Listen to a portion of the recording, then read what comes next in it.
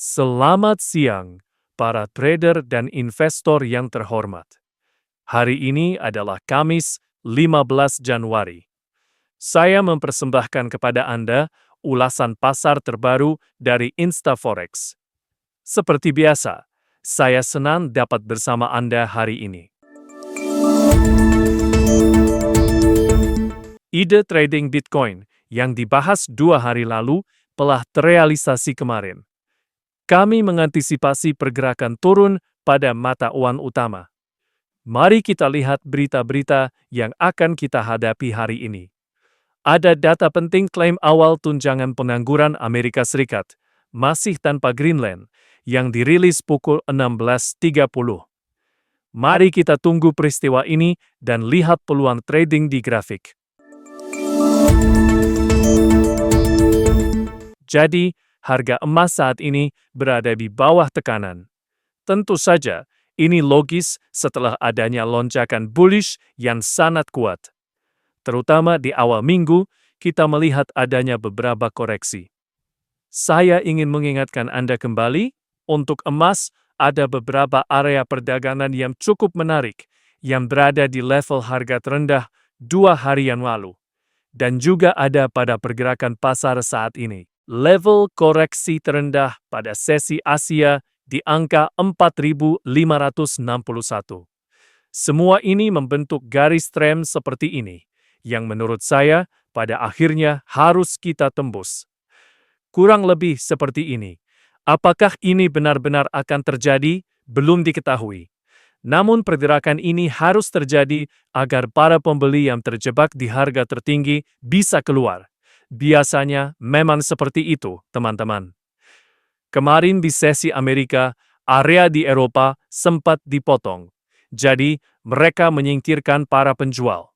Sementara para pembeli tetap berada di pasar, ini tidak benar. Saya pikir dalam waktu dekat pergerakan ini bisa saja terjadi. Termasuk juga hari ini saat ada berita. Sedang mencari keuntungan nyata dalam trading, Instaforex menawarkan spread dan komisi terendah. Untuk pasangan mata uang utama, kondisi kami lebih baik, spread lebih rendah, dan hanya komisi $5 dibandingkan $7. Itu adalah penghematan nyata bagi setiap trader. Sekarang, mari kita kembali ke ulasan pasar. Pasangan euro-dolar terus bergerak turun, seperti yang sudah kita rencanakan. Ini adalah kekacauan posisi short. Saya ingatkan di sini. Ide perdagangan juga didasarkan pada analisis time frame mingguan. Minggu lalu adalah minggu untuk posisi short. Minggu ini juga sedang turun. Dan sekarang kita diperdagangkan di bawah tingkat inflasi. Dan saya pikir sangat mungkin kita bisa menembus level terendah minggu lalu. Dan level terendah yang berdekatan dengan lapisan-lapisan dari bar mingguan impulsif ini.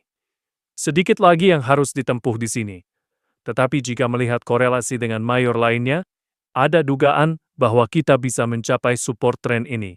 Dan kemudian, omong-omong bahkan bisa menembusnya. Namun untuk saat ini, kita hanya memperkirakan akan menembus saja. Jadi seperti itu. Pasangan pound sterling dolar juga berada di bawah tekanan. Saya ingatkan bahwa pada saat inflasi, zona break short telah diuji. Setelah inflasi, kemarin, zona break short akibat inflasi juga diuji. Omong-omong, saya ingatkan juga bahwa itu memang terjadi di sini. Sekarang instrumen ini telah membentuk area antara hari kemarin dan hari ini. Semuanya masih berada dalam kondisi sideways. Tetapi ada berita dari Amerika di depan. Saya ingatkan, di sini informasinya sama. Ide short dari time frame mingguan. Ini adalah area di level 1,33719 yang terbentuk dari level terendah inisiatif. Inilah bar short tersebut. Sebenarnya kita menunggu breakout di sini. Mungkin ini akan menjadi volatil.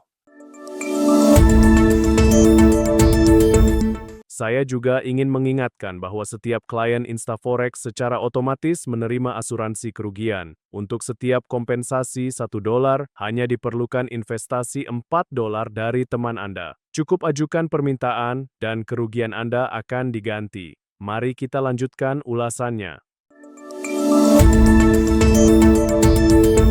Dolar Australia sedang terkoreksi naik. Di sini, area pada level terendah juga sangat jelas terlihat. Area ini terlihat baik di time frame 15 menit maupun 4 jam. Sangat jelas. Jadi, ini adalah zona di sekitar 666.600 kurang lebih. Ya, bahkan bisa dibulatkan ke angka yang menakutkan, 3 angka 6. Dan saya rasa para penggemar mistis akan setuju dengan saya di sini. Jadi, pergerakan seperti ini sangat mungkin terjadi dari pergerakan saat ini. Di sini jumlahnya bisa mencapai 400. Tapi siapa yang tahu seberapa dalam ini akan berlanjut? Dolar AS dan dolar Kanada belum stabil. Saya menunjukkan grafik harian. Instrumen ini saat ini sedang tumbuh. Perlu saya ingatkan bahwa ada 2 zona jual di sini. Yang pertama tidak terlalu menguntungkan dan yang kedua sedikit lebih tinggi. Melalui 700 poin, kita akan segera memasuki zona istirahat singkat yang kita alami pada bulan November. Dan dari sini, kita sudah bisa mulai bersiap untuk segera mencoba mengambil posisi jual. Dolar yen setelah anjlok kemarin, mencoba memulai gelombang ketiga. Usaha ini dilakukan dari posisi short terdekat. Di sini ada titik pembalikan, tapi tidak terlalu menguntungkan. Jadi saya menunggu harga naik lebih tinggi. Secara keseluruhan, situasinya cukup menarik. Sebenarnya, sepertinya penembusan Februari 2025 itu palsu, dan kita bisa terkoreksi di sini. Namun tentu saja, saya mau harga lebih tinggi supaya bisa menjual di harga yang lebih baik. Dengan InstaForex, Anda dapat melipat gandakan keuntungan Anda 3 kali lipat. Untuk setiap investasi $4 dari teman Anda otomatis mendapatkan tambahan $1 ke dalam keuntungan Anda tanpa syarat tambahan. Mengenai minyak, setelah pernyataan yang bernada damai, bisa dibilang kapan terakhir kali terjadi tentang pernyataan Trump yang katakanlah membuat situasi ini dijeda? Sebenarnya, untuk yang kesekian kalinya, upaya untuk membombardir Iran sesuai tradisi lama Amerika. Dan kutipan-kutipan itu pun langsung muncul, karena semua faktor-faktor ini secara alami memengaruhi kemungkinan adanya gangguan teknis pasokan minyak ke pasar dunia. Dan karenanya, terjadilah pergerakan harga ke bawah. Perlu sekali lagi saya ingatkan kembali bahwa kita memiliki zona dukungan teknis yang sangat kuat di bawah ini. Lana Sloma di babak keempat. Dan jika kita secara singkat kembali ke dolar, dari sini kita masih bisa membeli lagi aset yang sangat menarik ini untuk gelombang ketiga, di mana Trump kemungkinan besar akan berubah pikiran dan meluncurkan beberapa lusin bom kecil. Tentu saja, semoga saja tidak terjadi. Tapi memang tidak ada asap tanpa impuls. Nah, ada impuls. Mungkin saat koreksi bisa mulai menakumulasi dan mendapatkan keuntungan. Di sini, kira-kira sekitar $4, bahkan bisa sampai $5. Dalam kerangka struktur 3 gelombang biasa, Bitcoin, setelah Bitcoin membuat tangan-tangan serakah para trader kita menjadi emas, menjadi sangat bagus. Gelombang ketiga naik. Sekarang sudah diperdagangkan di 96, dan banyak orang bermimpi tentang $100.000.